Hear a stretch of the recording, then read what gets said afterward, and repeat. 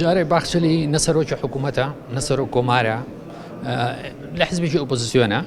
و حزبێکی ئۆپۆزیسیۆنی ناسیۆنالیستیشە ئەم قسانی کەیکە بۆ ختوکەیانی فیزی نەتەوەی خەڵکی تورکە بۆ مەسەلەی هەڵبژاردن لەوە زیاتر نییە و من بە شخصیش وەکو خۆم وەکو ئاری هەرسین نەک وەکو پارت نەک بەناوی پارتیەوە من جوابی ئەوم ماوەتەوە هەر کەسێک ئاڵای پیرۆزی کوردستان خاشی پیرۆزی کوردستان بخاتە ژێر قۆنگەرەکانیەوە منیش بە شخصی خۆم هەموو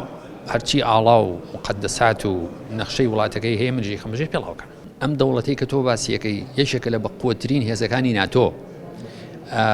خاوەنی اقتصادێکی بەقووەتە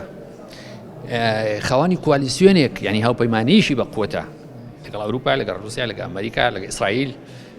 ئەوە تا لەگەڵ ئێران لەگەڵ قەتەر